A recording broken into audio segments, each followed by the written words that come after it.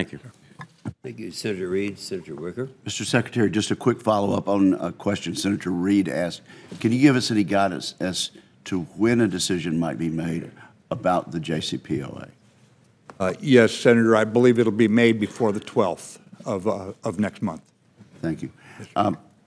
Mr. Secretary, the SHIPS Act makes the 355-ship Navy the official policy of the United States of America. This enacts in statute a requirement that came down to us from the admirals and generals, and not something that we arrived at here at the congressional level. Do you agree that the 355-ship requirement is now the official policy of the United States? I do, Senator. And in terms of getting there, the target date was an unacceptable period in the 2050s. Recently, a decision was made to extend the lives of some destroyers. That moves it to the 2030s. What do you need from us, and what are the plans in the Pentagon for moving that date even earlier? Well, as we try to balance the force, sir, if you gave me all the money in the world, I'd go for it in the next 5 years, of course. Right now, we're trying to balance inside the administration. 10. Yes, sir. But for right now, we're trying to balance solvency and security, because solvency is critical to the long-term national security of our nation. But at the same time, we're asking for this year 3.1% of GDP, and we believe the nation can afford that and perhaps even increase that. That would depend, of course, on the level of taxation you're willing to put in, because we should not be growing the national debt further. But at the same time, what part of that tax base you're going to commit to national defense. I believe we're moving toward a more maritime strategy in terms of our military strategy to defend the country. It's the nature of our time, and so I'd be supportive if the Senate found a way to increase the shipbuilding budget. Work with us on ideas about getting there, sir. Let me just ask you then my final question. The RAND reports concluded actually some very alarming verbiage, that the United States military would have difficulty deterring and defeating a Russian conventional attack in the Baltics. The committee's previously received testimony that U.S. ground forces are outranged, outgunned, and overmatched.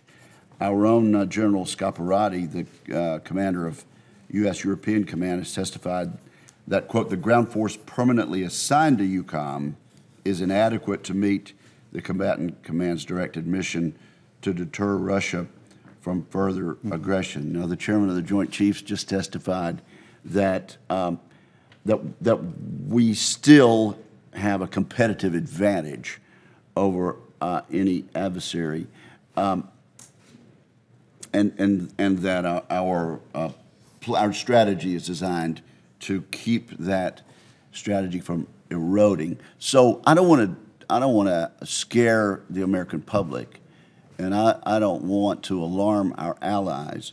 But is General Scaparrotti correct? Is the RAND report correct? Is it a little more alarming than our chairman of the Joint Chiefs just said about an eroding competitive advantage? Senator, I believe that we can all see the growing threat that Russia has chosen to be. It has chosen to be a strategic competitor. NATO opened the door to a partnership of sorts.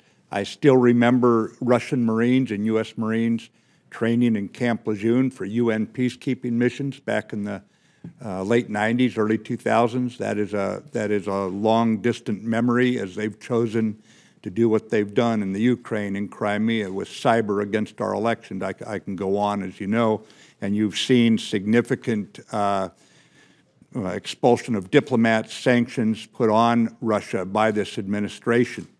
I believe we do have a competitive advantage today. It's important we expand it over the Russians. They have a geographic advantage that my geographic combatant commander is rightly looking at, but looking at it more broadly, as we address this, America is more capable than any nation of expanding the competitive space against something like a ground attack into the Baltics. And there's a number of ways, symmetrical and asymmetrical, we can make this a very, very tough problem for the Russians. We do that by, with, and through the NATO alliance, by, with, and through our whole of government effort, everything from Treasury Department to the State Department. So I think you have to look beyond the geography, is my point, Senator Wicker, to get the whole understanding of the situation. I'm not dismissing any of General Scaparotti's concerns, but we have strengths. Thank you, sir, and thank you, Mr. Chairman.